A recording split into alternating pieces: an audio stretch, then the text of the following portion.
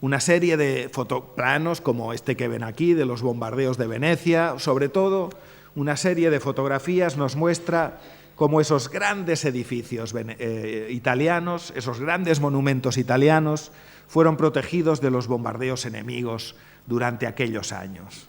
Leyendo el texto de Oggetti al pie de la letra, enseguida advertimos cómo la necesidad coincidía absolutamente con la forma misma de las cosas y las casas iban a adoptar, como grandes camaleones pétreos, esas formas de la necesidad. Decía Oggetti, por ejemplo, los hidroaviones llegan sobre Venecia casi siempre en noches de luna, cuando Venecia está claramente visible desde lo alto, circundada de aguas y entrecruzada por los canales que reflejan sus perfiles tan claros como una carta topográfica. Esa carta topográfica se ha hecho realidad, se ha materializado en 3 dimensiones como cubos en estos monumentos, en estas magníficas, absolutamente magníficas fotografías del libro de Oggetti. Vemos catedrales, iglesias, palacios, altares, fuentes, desaparecer en el interior de las cajas de madera. Nada queda de todos esos monumentos más que una especie de lejana forma esencial, una forma disminuida, que mucho tiene que ver con la arquitectura moderna, desde luego, donde están las molduras, los pliegues, las arrugas, el trabajo, el tiempo, la ornamentación de tantos mármoles preciosos. Las manos ya no los tocarán. Lo que vemos ahora es el cajón, este cajón de un tiempo instantáneo. La guerra lo ha embalado todo y lo ha hecho de una vez por todas, para siempre. Y la posguerra, desde luego, no lo desembalará, porque esto será la arquitectura moderna. De hecho, ¿a qué nos recuerdan todas estas cajas? Sino, por ejemplo, a la barraca del capitán Sabino, que comandaba la batería instalada en las trincheras del oasis de Bumeliana en la batalla de Trípoli. Marinetti dice, una barraca, escribe Marinetti, una barraca hecha con cajas de municiones rellenas de arena. Este era el lugar de mando de la batalla de Trípoli. Marinetti, Sabino, el capitán de Rossi están comiendo en esa barraca los macarrones más ricos del mundo. Macarrones calientes y rojos, dice Marinetti. Tenderete, barraca, casa o caja de cajas, o casa de cajas, pero de cajas de municiones. Así es como se construye esta historia. Así que no hay nada que desembalar, ni ahí en lo que Oggetti nos enseña en los monumentos italianos de la guerra. Tampoco ahí están las casas, y ahí están los mayores, los más grandes monumentos rendidos a ese ensamblaje de tablones.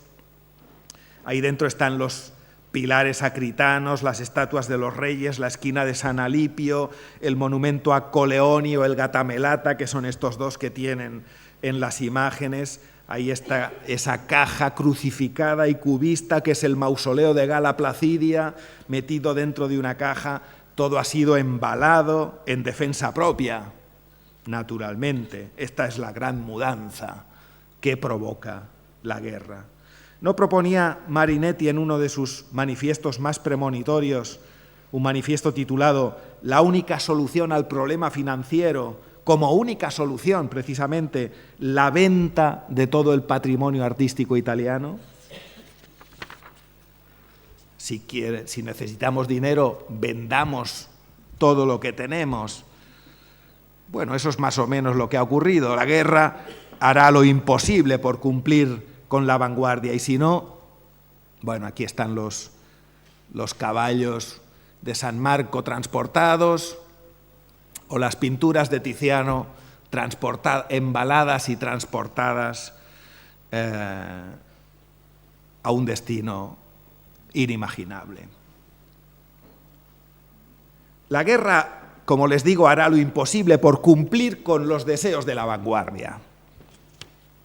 Y si no, ¿qué significan estas las guías turísticas, ¿no? Las guías turísticas, bueno, aquí tienen algunas de estas guías turísticas, ¿no? Las guías turísticas que Michelin, por ejemplo, estos son tarjetas postales, ¿no? Álbumes de tarjetas postales de la guerra, Verdún en ruinas, álbum souvenir, souvenir de los Sieurs de Daumont, y las guías turísticas de Michelin de los campos de batalla. Las batallas de Reims, la batalla de Verdún, las batallas del Marne, visitas a los campos de batallas, a las trincheras, a las fortificaciones, a las alambradas, a los bosques calcinados, a los pueblos destruidos, a los monumentos demolidos, a las obras de arte desaparecidas, acompañados por planos fantasmales. Estas son páginas de estas guías, planos como este, por ejemplo, con los puntos negros en los lugares exactos donde cayeron los obuses en los sucesivos bombardeos del barrio de la Catedral de Reims. Con la mayor naturalidad, estas guías conducen, guían, en definitiva, a lo desaparecido, a la nada, es decir, al futuro.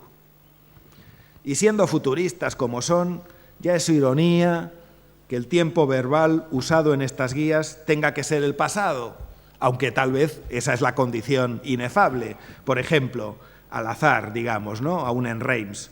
Por ejemplo, les leo trocitos de cómo se escriben estas guías.